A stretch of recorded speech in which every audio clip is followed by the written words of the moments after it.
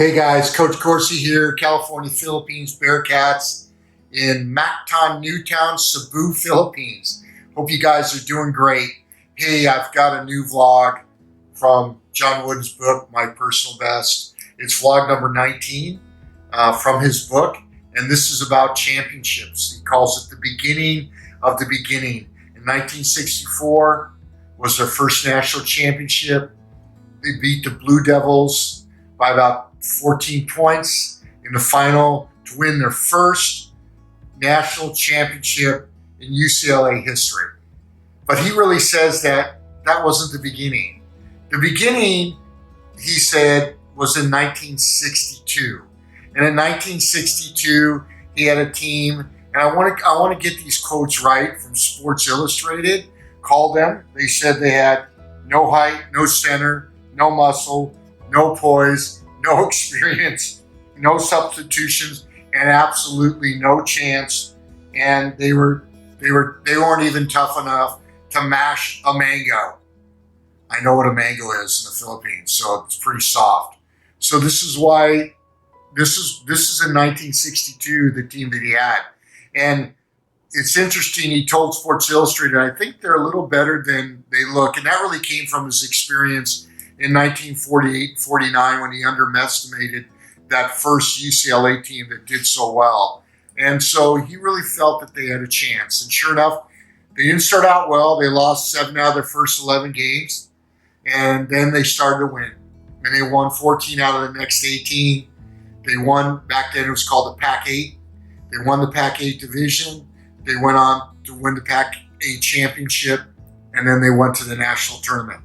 And once they got to the national tournament, they went all the way to the Final Four. They were called a Cinderella team, and they ended up losing to Cincinnati in a tough loss at the end of the game, 72-70.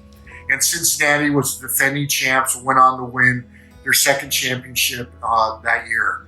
And he says that team with Fred Slaughter, 6'5" center, Walt Hazard, that you might remember, Gary Cunningham and others, he said that team was a special team. And in fact, all the years that he coached, he said that team, he got more out of them from their potential than any team that he ever coached. Think about that. I'll say that again. He got more out of that team than any team that he ever coached in the history of his coaching abilities. And that's quite a statement. And he says something in his book. He said, "Thou didst your best. This is success." You know, John Wooden was a poet. So, "Thou didst your best.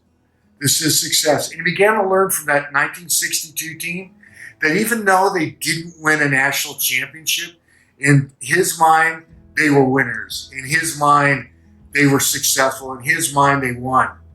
And so in a society where we put so much on the fact that, hey, did you win or lose? How many likes did you get?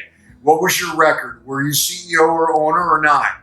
You know, we put so much on that. We don't really recognize people that maybe didn't reach society's view of success, but they were winners. And that's what John Wooden was trying to say. For me, when I coached, I loved taking those teams, those B teams, let's say, and bringing them up to the A level. I remember one team I coached in 8th grade. And the A team was very good. It's one of our best teams in the history of California Bearcats. I remember I wanted to coach the B team, the second team.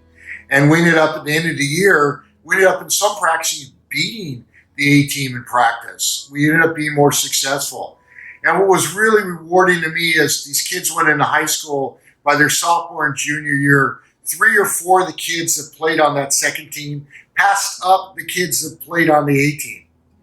And a lot of reasons. We developed them from a fundamental standpoint, but they hadn't developed yet from a physical standpoint. And puberty kicked in high school, and they grew 5 or 6 inches, and all of a sudden they were passing up a lot of kids on the A team. They reached their full potential. And to me, that was the most rewarding thing in my coaching. Even though I coached some very successful teams, arguably the best team in the history of the Bearcats program that Grant played on, and Connor Polk, and Scotty Patterson, and others.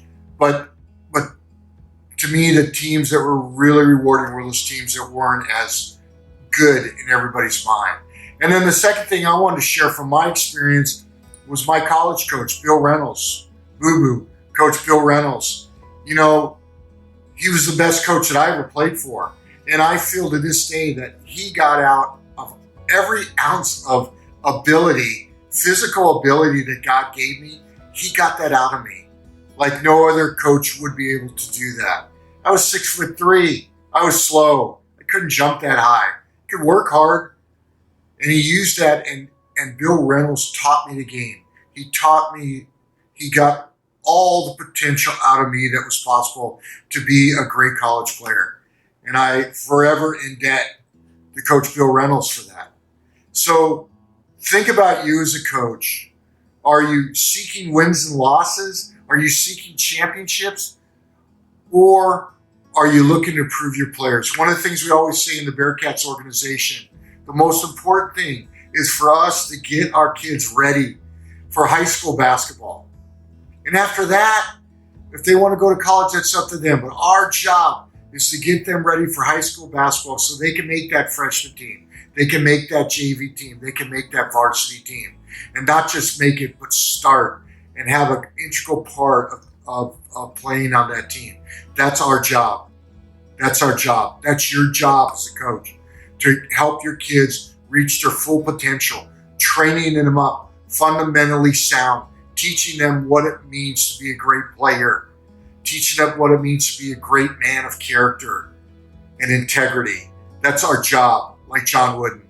And this is what I love about John Wooden, is he lines up with all the principles that I have as a coach that were learned through Bill Reynolds and were learned from reading John Wooden's books. So I encourage you to get John Wooden's books. Don't forget about him.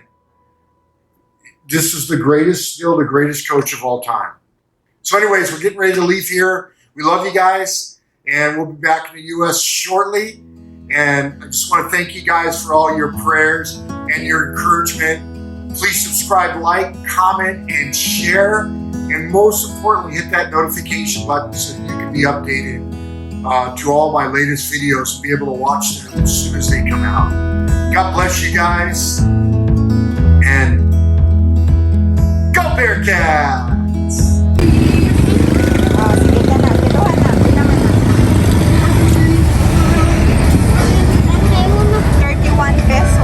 31? Yeah. Wow.